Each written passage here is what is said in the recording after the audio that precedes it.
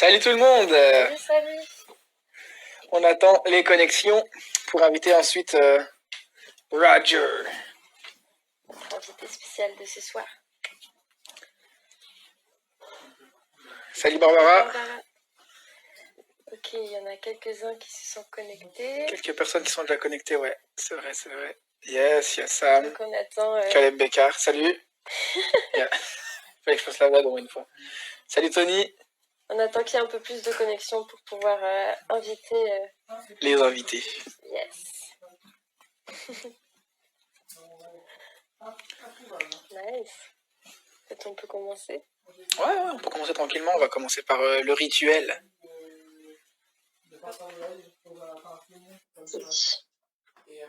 On espère que vous allez bien, en tout cas, que le confinement, ça se passe bien. Ça y est, on a la moitié du confinement. Ben oui. Hey, salut les amis. Bonsoir. Salut, bonsoir. Vous allez bien? Oui, bien et vous? Ouais, ça va très bien. Excellent. Vous nous entendez bien? Oui. On va demander à tout le monde, est-ce que vous nous entendez bien? Ça pousse la barbe. Oui, je veux. Écoute, je l'avais jamais fait pousser, je me suis dit l'occasion. Ben, toi, t'as clairement une vraie barbe. Et ça pousse aussi. Le confinement ne monte pas. Et c'est ça, exactement. En tout cas, merci à tous ceux qui nous rejoignent en ce moment. On rappelle que tous ces moments, ces lives ensemble, c'est pour pouvoir passer des temps ensemble et puis se rapprocher de Dieu tous ensemble avec un live, avec un leader ou alors un invité sur un thème qu'on a pu aborder ou que vous avez proposé. Et aujourd'hui, on est vraiment content de pouvoir accueillir Roger et Gina. Vraiment, merci d'être là. Est-ce que pour ceux qui ne vous connaissent pas, vous pouvez vous présenter en quelques mots, vous dire qui vous êtes et puis ce que vous faites et ouais. Oui, carrément. Bon, merci à vous deux, sincèrement, pour l'invitation ce soir. C'est un plaisir de pouvoir intervenir ce soir.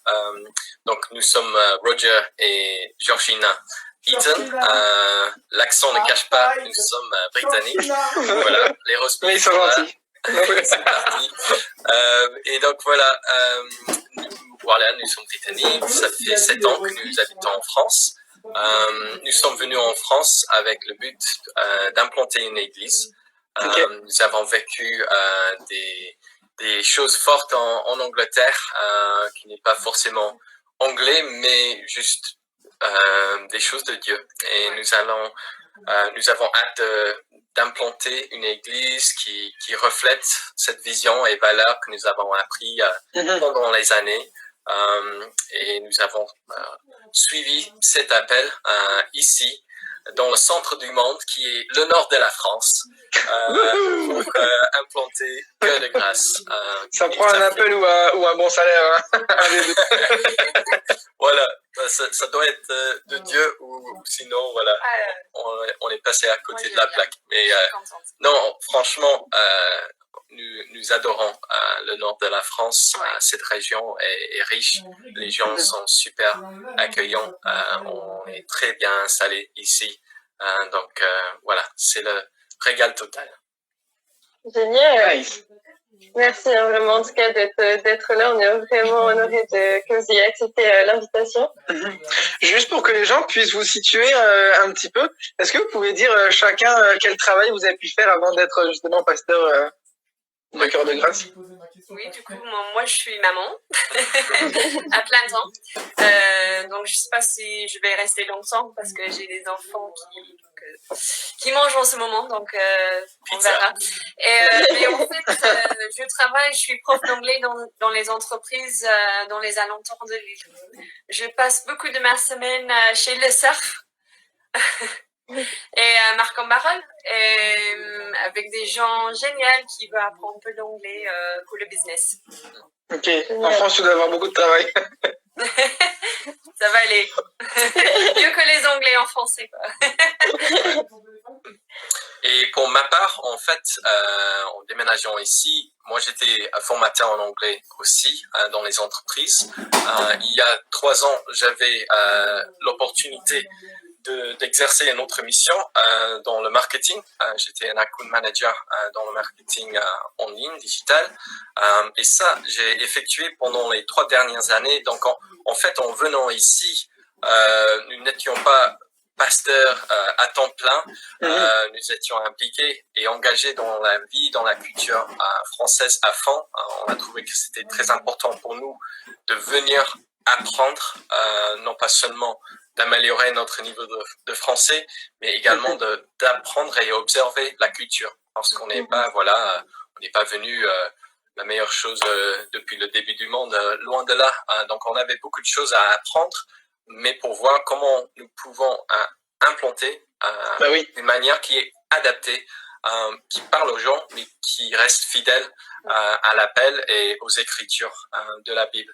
Donc, en fait, c'est que tout récemment, le 31 mars, en fait, pendant le confinement, c'était prévu avant, mais que j'ai démissionné, où en fait, on avait un accord rupture conventionnelle avec mon poste auparavant. Et donc là, mon temps est plus libéré pour effectivement donner le meilleur de moi-même pour servir l'Église. Nice. Merci pour ce petit mot, ça permet à tout le monde de pouvoir situer un petit peu plus. Valérie, on continue avec la petite tradition. Ouais.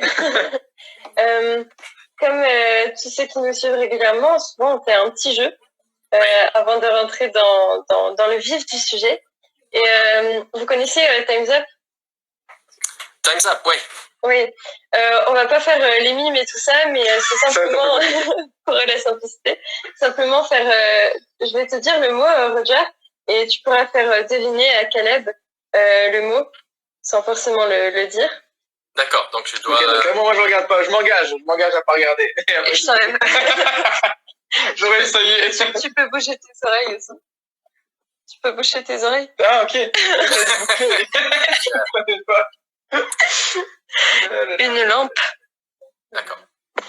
Moi, je dois faire une lampe, c'est ça? Non, tu dois, par les mots, lui faire deviner. Ok. Je comprends. Ok, en fait, c'est quelque chose qu'on peut allumer quand nous rentrons dans une pièce. Une ampoule, une lumière.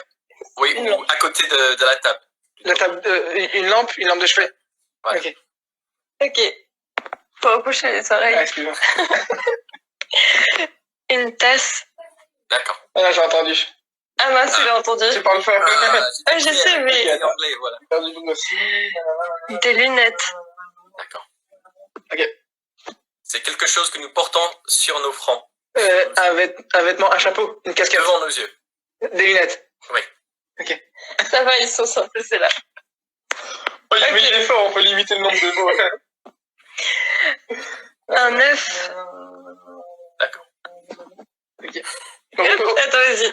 Heureusement que je suis honnête dans la vie quand même. Donc, quand la poule est enceinte, après, il y a quoi? Un œuf? Ouais. Un poussin. Ok, ouais, non, c'est bon. Ok, cette fois-ci, c'est Caleb qui va vous faire deviner. D'accord. Ok. Tu peux avoir un cheval, mais quand c'est plus petit, c'est un... Poney. Yes. Oh, ouais, c'est bon. Oh, ouais. Dans les fruits, souvent, on peut manger une pomme ou une... Banane? Non. Qui ressemble quand même à une pomme. Oui, voilà. En fait, je pars maintenant, je vous laisse. Ouais, c'est ça. Ok. On voit la sagesse de ce couple. Ça va. Quand tu reçois une lettre, tu la reçois où? Dans la boîte aux lettres. Et voilà. Ouais, mais il y a des princes et des... Des quoi? Il y a des princes et des... Princesse. Nice. Vous êtes fort, vous êtes fort. Ok, mais après, il va y avoir la deuxième manche. À la fin du live, on va faire des mimes. Yeah. Ok. Voilà, là. C'est C'est accepté. très français.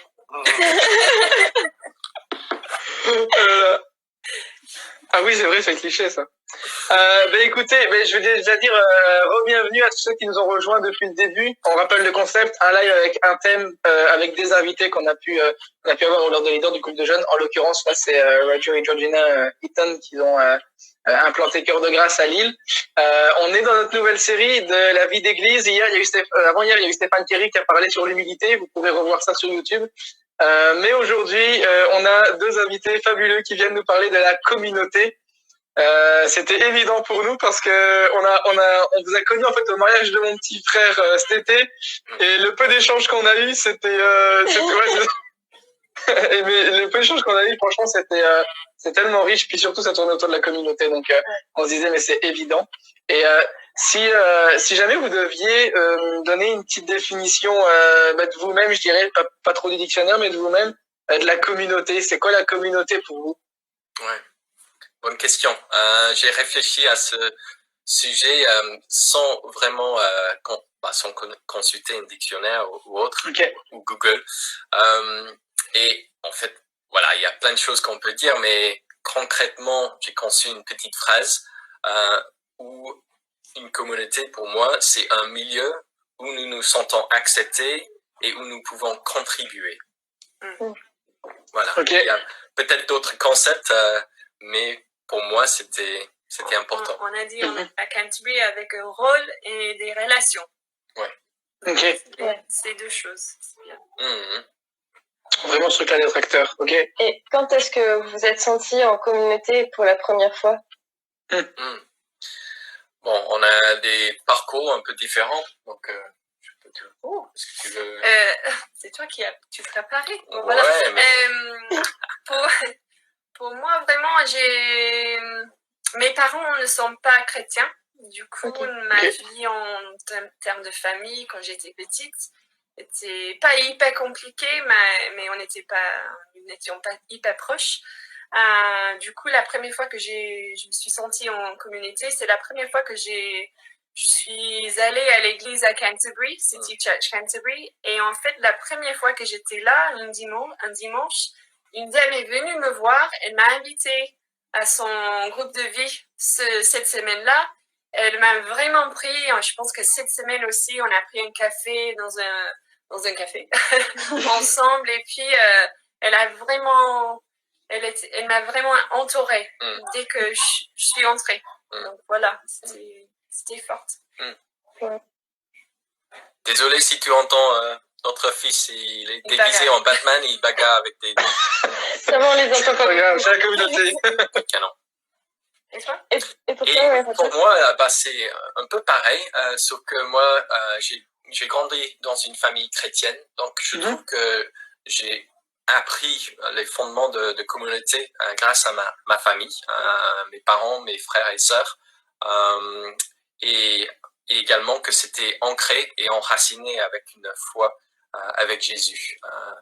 Forcément, j'étais formé et j'ai appris que c'était un choix personnel, mais ils m'ont élevé dans un environnement où c'était plutôt propice à suivre Jésus.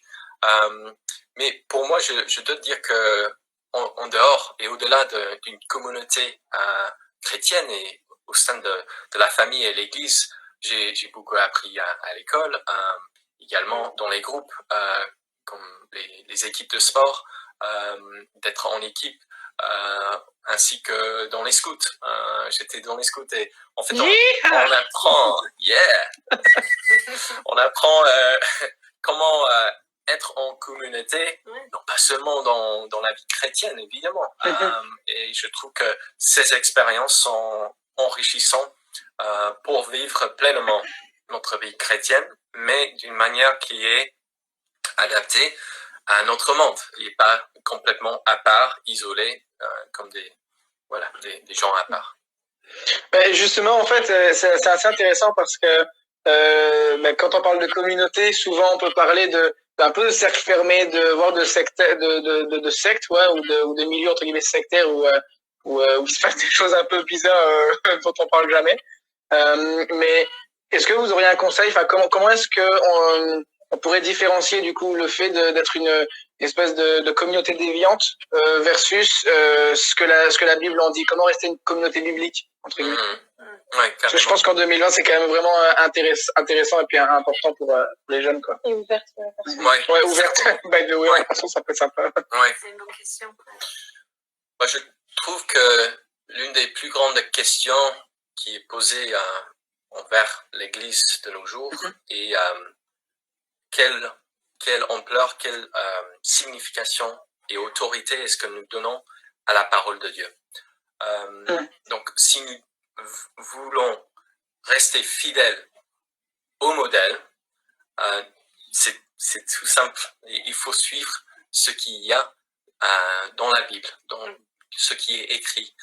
Et pour moi, en fait, ce que nous voyons à travers cette grande histoire, cette relation entre Dieu et l'homme, est que Dieu lui-même est dévoilé étant en communauté. Il est Dieu le Père, Fils et Saint-Esprit. Et en fait, notre modèle est Dieu. Donc forcément, pour rester bien ancré et centré sur l'essentiel, il faut cultiver une relation avec Dieu. Dieu étant communauté, il a voulu créer une communauté. Il a créé le monde, il a créé Adam et Ève, il y avait la chute, mais en fait, après, il a voulu restaurer cette relation, et pas que individuellement, mais il a voulu un peuple. Et en fait, l'Ancien Testament nous dévoile cet déroulement d'une création d'un peuple, le peuple d'Israël. Je vais pas tout raconter et tout prêcher, mais vite fait, voilà, il y avait cette relation qui a été dévoilée, et au fur et à mesure, Dieu dévoile son caractère, qui il est, et en parcourant les Écritures, nous découvrons ce qu'il a voulu. Et certes, de A à Z de la Bible, on découvre que la communauté et d'appartenir à une communauté est très très important.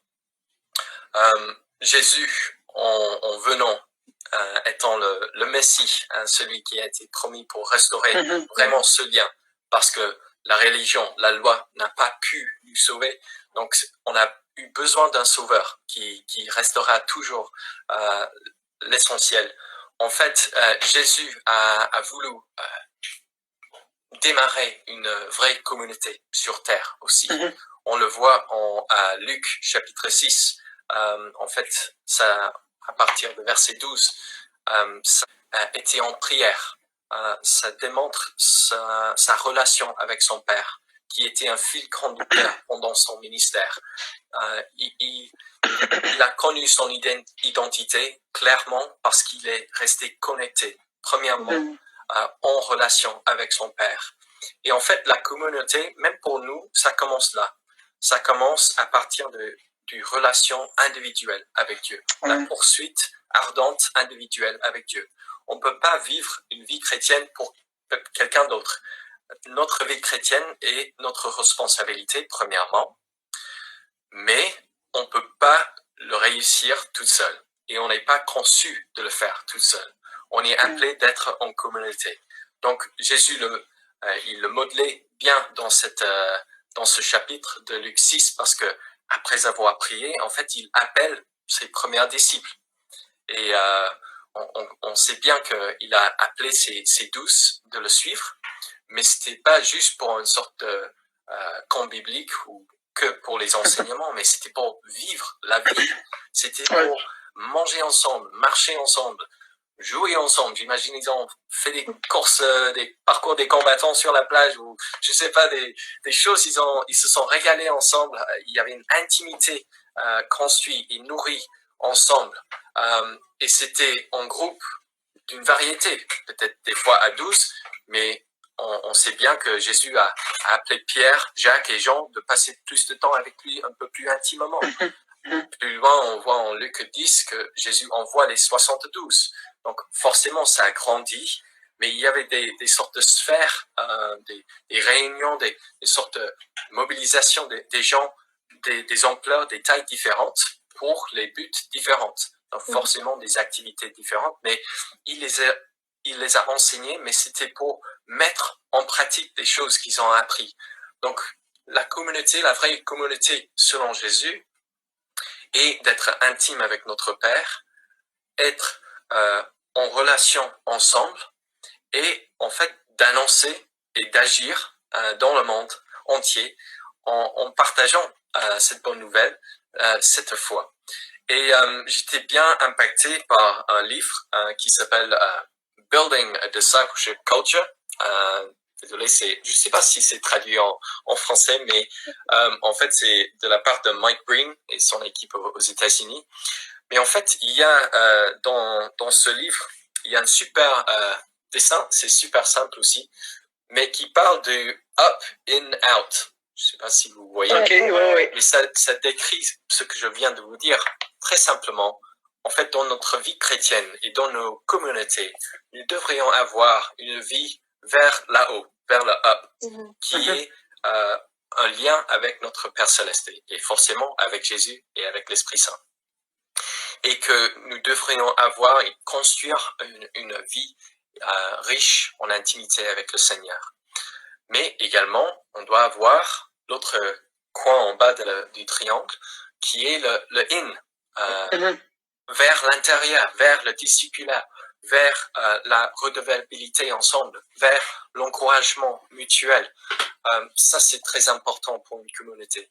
Et enfin, il y a le out, il y a le partage, il y a, si on est connecté en eau, si on reçoit et on se nourrit à l'intérieur de la communauté, on donne aussi.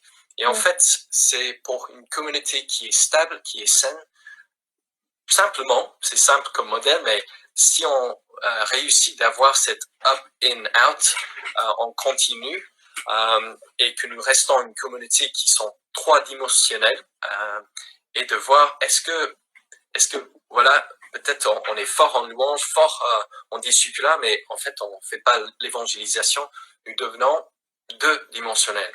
Et donc il y a une faiblesse, ou peut-être c'est une autre côté qui est un peu faible. Donc en fait, pour nous, chez Cœur de Grâce, nous essayons de voir notre vie de l'Église à travers de cette sorte de lens, comment dire, lentille, c'est lentille, ouais, pour bien être et rester équilibré dans notre foi, pour garder le cap, mais non pas seulement de regarder à l'intérieur de nous et de dire qu'est-ce que vous en pensez, etc., en termes de l'équipe, mais d'être redevable avec les gens en dehors de notre Église.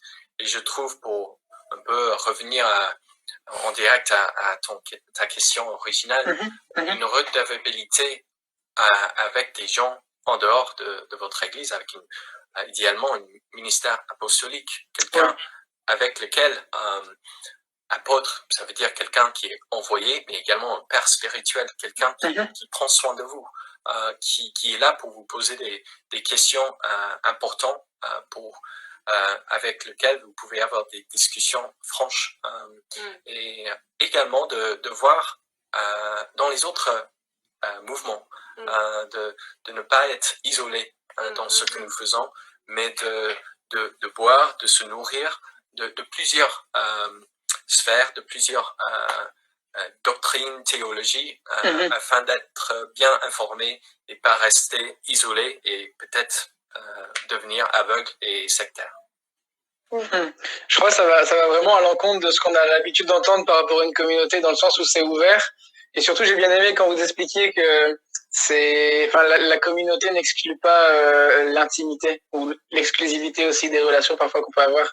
Puis éventuellement, je pense, si c'est pas les deux seuls, ça doit faire partie des bonnes clés pour rester une communauté saine, entre guillemets. Mais j'aime tes parallèles par rapport à la vie de Jésus. C'est sûr que on prend pour acquis que c'est Dieu. Oui, c'est Dieu, mais c'est vrai que la communauté commence là. Et étant fait à l'image de Dieu, en fait, on a même un appel du coup à vivre à la communauté et à la vivre sainement du coup. Mais je trouve ça vraiment challengeant parce qu'on sort vraiment du truc. On est notre petit cercle, on est entre nous, on fait que ce qu'on veut. Non, là il y a de la redevabilité et là ça devient challengeant parce que on est obligé du coup de faire attention à comment on se tient, mais aussi parce que ça engage les autres. Et justement, une petite question. D'ailleurs, les personnes qui nous écoutent, si vous avez des questions, préparez-les. On va pouvoir les prendre dans quelques instants. Mais selon vous, c'est quoi les effets? Quels sont les effets d'une vie en communauté, en santé bien entendu, mais d'une vie en communauté? C'est quoi les effets que j'ai sur ma relation avec Dieu? Bonne question. Non. Oui, j'ai des idées, mais vas-y. Quel est l'impact de cette vraie communauté? L'effet, ouais. En fait, l'effet est, si nous sommes ancrés et bien enracinés dans notre vie avec Christ, on n'est pas basculé par les hauts et les bas de la vie. On est comme sur une barque, mais avec les hauts et les bas, parce qu'il y a des bons jours, des mauvais jours, et on doit s'adapter. Mais si on a un bon équilibre avec le Seigneur, on est équipé de surmonter ces challenges. Et en fait, je trouve, et surtout en ce moment du confinement, même si on ne croise pas beaucoup de gens en ce moment, et on a nos voisins, et forcément de saisir les opportunités, de partager de cette sérénité. Pas que, voilà.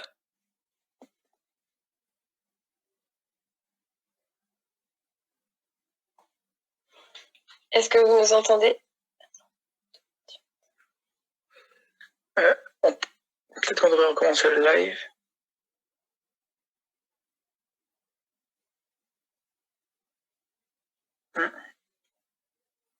Ouais, le live a bugué, donc on ne sait pas ce qui se passe. On va rappeler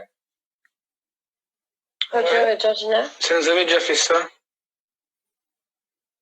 Ouais, une fois, ça avait carrément pas démarré. Ok, voilà. C'est bon. On est de retour. Ouais, ah bah justement, on a eu la preuve en direct qu'il y a bien un bug. Ça nous est peut-être déjà arrivé, bon, c'est pas très grave. Étant donné qu'on s'adresse à plusieurs personnes, bah, du coup, là, il y a pas mal de personnes, du coup, j'imagine, de l'Église Cœur des Grâces, mais il y a aussi les personnes d'expansion. Quels sont vos conseils pour vivre concrètement la vie en communauté, une communauté saine, du coup, mais en tant que jeune en 2020? Ouais. Bah, pour moi, c'est un peu de revenir à ce que j'ai déjà dit en termes de up and out, mais en termes d'application. Comment faire, comment vivre comme Jésus, comme il a démontré.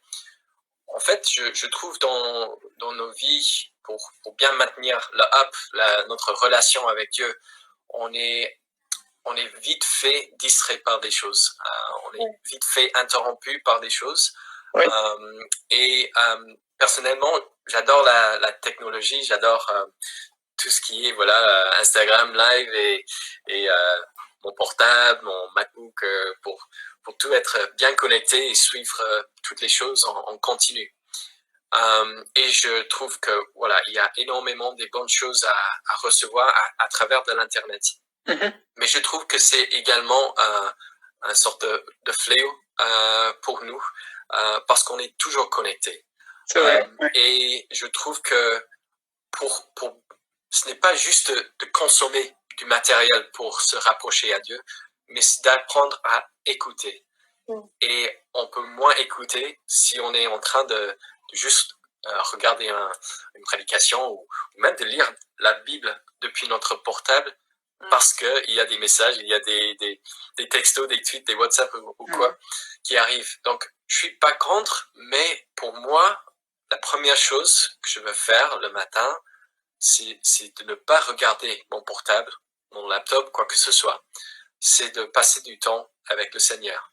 Et pour le faire, en fait, nous avons une petite règle en famille, c'est nous n'avons pas nos devices dans la chambre.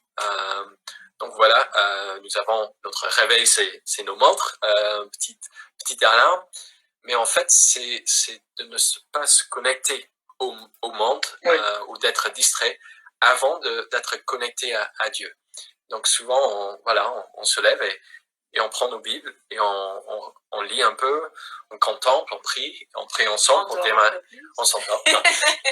Et on démarre.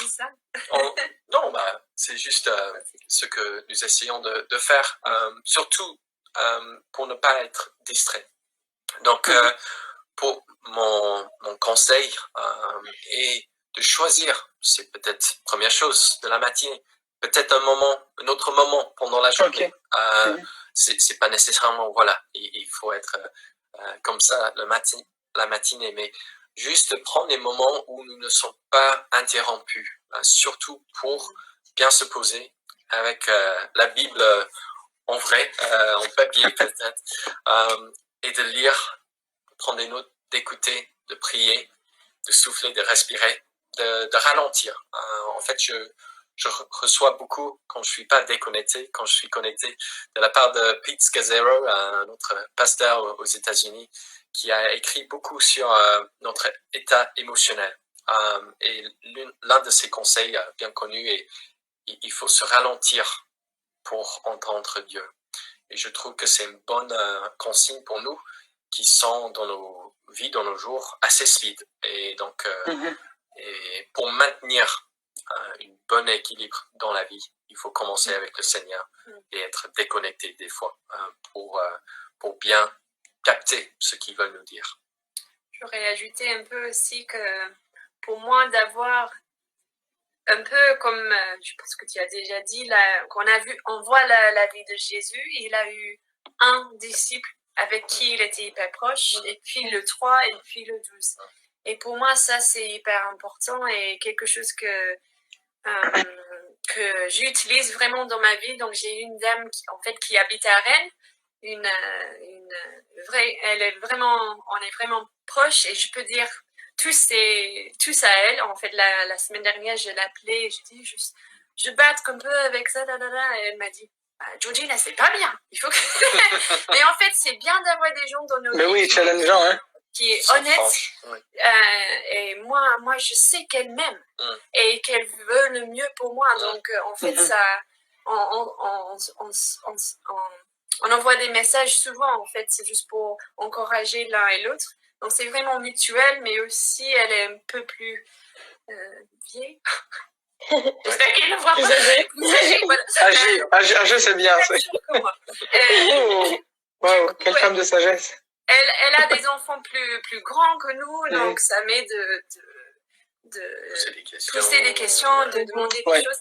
Et puis, j'ai un autre groupe des super femmes ici, à Cœur de Grâce, avec qui je suis hyper proche et que j'adore tellement. Et je sais que je peux être hyper honnête avec eux.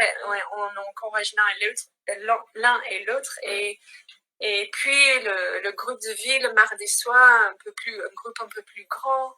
Et puis, l'église. Donc, toutes les choses. Jésus nous a montré comment d'être dans une communauté. Donc, je crois qu'on a besoin de ça. Et si on n'a pas une personne, il faut prier. Moi, j'ai prié pendant les années pour quelqu'un comme ma copine à Rennes. Et en fait, il y a juste quelques années qu'on s'est vraiment pas rencontrés, mais on est devenus un peu plus proches. Donc, voilà. Merci pour vos réponses. Et justement, il y a une personne qui posait comme question que faire lorsque on n'arrive pas à s'intégrer dans une église. C'est une bonne question. Oui. Forcément, il faut dire qu'il n'y a pas une église parfaite. Donc, forcément, nous serons déçus par certains aspects. C'est normal et on doit accepter la réalité de ça. Heureusement, il y a la promesse que Jésus reviendra pour restaurer l'église. Et en fait, une raison pour laquelle c'est important d'appartenir à une communauté, c'est parce que l'église est l'épouse de Christ. Et donc, c'est une grande signe d'important dans la vie d'une chrétienne d'appartenir à une église. Donc, il faut persévérer, à mon sens. Il faut également se poser la question, pourquoi je n'aime pas cette église ou j'ai un problème avec ça ou ça. Parce que des fois, ce n'est pas nécessairement un problème avec l'église, des fois, c'est un problème avec nous. C'est un problème à l'intérieur de nous. Et en fait, dans une communauté, nous avons déjà parlé de la franchise, mais nous avons besoin d'adopter une position humble qui est enseignable, que nous pouvons recevoir des choses. Et c'est vrai qu'en venant à une église, ça se construit pas de jour au lendemain, bien évidemment. L'amour se construit pendant le temps, au fil du temps. Mais il faut être capable d'en parler des difficultés que vous en avez, avec la personne qui vous avez invité ou avec quelqu'un que vous avez fait la connaissance à l'église. Plutôt de tirer des conclusions toute seule, encore une fois, il faut le poursuivre en communauté, ensemble, c'est facile d'être offensé par quelque chose, d'entendre quelque chose ou de voilà, arriver à des conclusions qui peut-être ne sont pas nécessairement vraies. On est trop hâtif de dire « Ah, je suis offensé, bon, je quitte, je vais essayer l'autre église qui est à 200 mètres. » Ou voilà, on est gâté d'avoir un choix. Mais mon consigne et mon conseil est plutôt de persévérer plus qui est confortable, mais également d'en parler et surtout de vider ton sac avec le Seigneur aussi. Il est assez fort pour porter tout ça.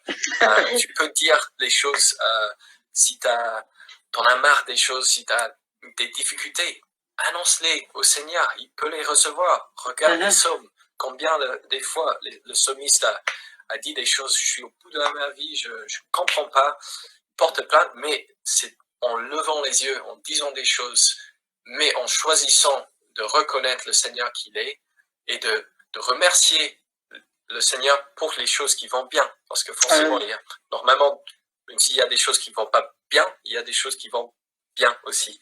Donc, c'est un bon exercice dans la vie d'être reconnaissant pour les choses qui vont bien, ainsi que de s'interroger pourquoi ça me fait du mal. Voilà. J'espère que ça... C'est trop bien parce qu'en fait, ça va à fond dans le sens d'un IGTV qu'on a pu faire au niveau de l'authenticité.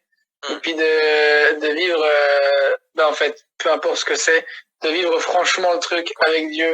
Mais enfin, d'écouter ses émotions et de les recevoir, mais en même temps de les vivre sous l'autorité de la parole et puis ce qu'elle nous dit, ça.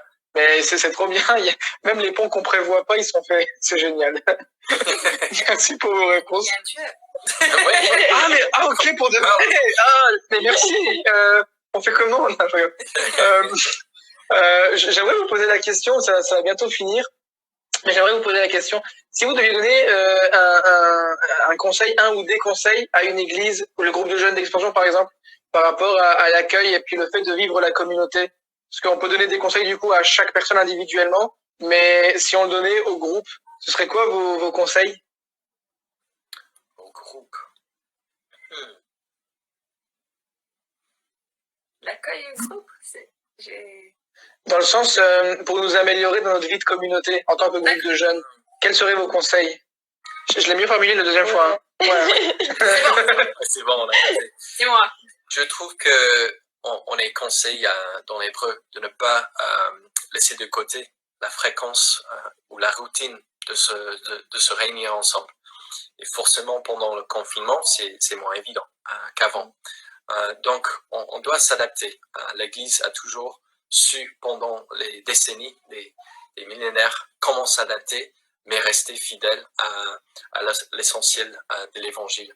Donc, je trouve qu'il faut garder le cap dans l'habitude de se réunir ensemble, dans les petits groupes, dans les groupes de vie, d'études bibliques, et ainsi que de se connecter à ce que vous faites chez ELM en termes de live chez le pasteur.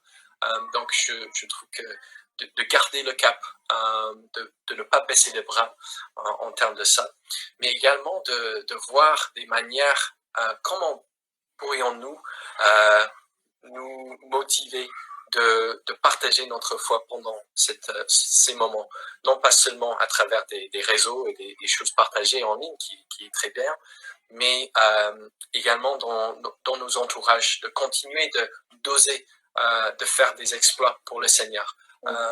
Si on entend que quelqu'un est peureux, de voilà, annoncer un bon verset qui les encourage, qui peut-être les fixe leurs yeux vers le Seigneur, mais également de dire je vais prier pour toi. Ou si quelqu'un souffre, qui est malade, offrir la prière. Donc voilà, je trouve que c'est un peu de garder le rythme de ce que nous avons expérimenté auparavant, mais comme nous sommes un peu obligés d'être plus autonomes, il faut avoir plus de la pêche, de se connecter au Seigneur, et pourquoi pas avoir quelqu'un avec qui on peut être redevable pour dire allez, on va s'engager ensemble pour faire ça, et donc tu m'envoies un petit message d'encouragement voilà, as-tu fait ton petit moment avec le Seigneur aujourd'hui? Mais également, juste pour ça, c'est pas qu'un petit moment. En fait, c'est on continue. On est à l'écoute, on marche par l'esprit. Donc, il y a des moments posés, mais on reste en continu, connecté au Seigneur pour écouter l'esprit et qu'il nous guide à tout moment. Wow, grosse réponse complète. Merci énormément. Ça nous aide beaucoup. Si jamais il y a d'autres personnes qui ont des questions, peut-être pensez à les écrire. Sinon, je pense qu'on peut terminer par. Oui, est-ce que vous voulez terminer en faisant deviner encore quelques mots? Ah oui, on aime bien les jeux. Yeah. On fait deviner ou on fait des mimes? On peut faire des mimes. D'accord. Georgina adore faire les mimes. Ok, Karim, faut pas que tu regardes. Ok, parfait. En fait, je vais pas écouter non plus. Oui. Alors. Ah, ils sont plus...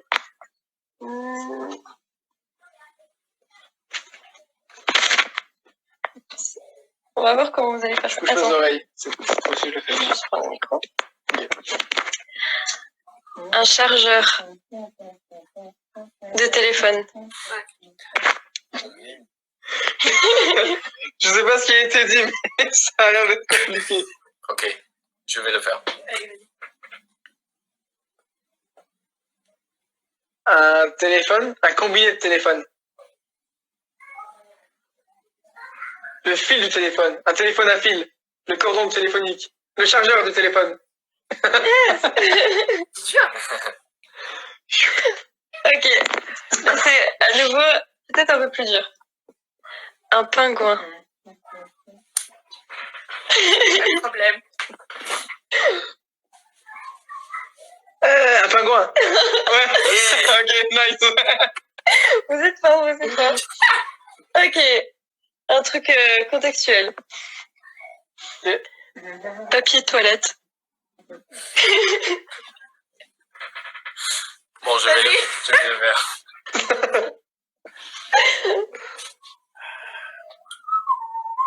Oh. Allez aux toilettes. Le papier de toilette. Ouais, ça vaut de l'or, ça. Attention. Merci. Je garde la carte. C'est un peu de novice. Hein. Ouais. Ok, Karim, ça va être à toi. Ok, ça marche. Ok. Bonbon. Ah, Bubblegum. Ouais. C'est quoi en français? Bubblegum, ouais, bah, chewing-gum. chewing-gum, ouais. C'est bon. Alors,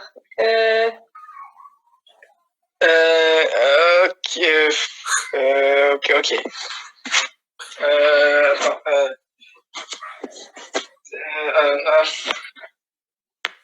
Frigo?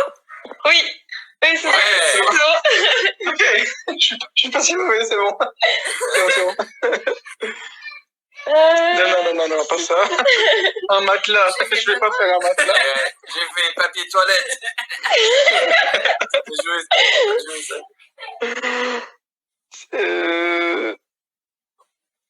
Ok. Je sais. Mais la dernière fois, j'ai fait le même truc, on m'a insulté. Attends. Je sais pas comment faire ça.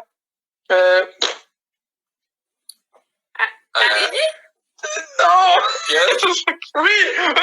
C'est trop fort. Vous êtes vraiment fort. Hello. Alors, Hello. Est-ce que... ok, on va essayer celui-là. Je vais deviner. Ok, mais est-ce que Victor peut en faire un? Est-ce que vous voulez que Victor en fasse un? Victor, tu veux faire charades? J'essaye d'estimer. Ouais. Yeah. Really? Il est prêt. Ça, c'est mieux. Ok, donc il a ses bouches et les oreilles. Ok, ça marche. Allez, il va te donner quelque chose à faire. Vous devez lui faire deviner un chapeau. Chapeau. Ok. Ok, alors attendez. C'est bon. Go. Se coiffer les cheveux. Go, Myriam, go.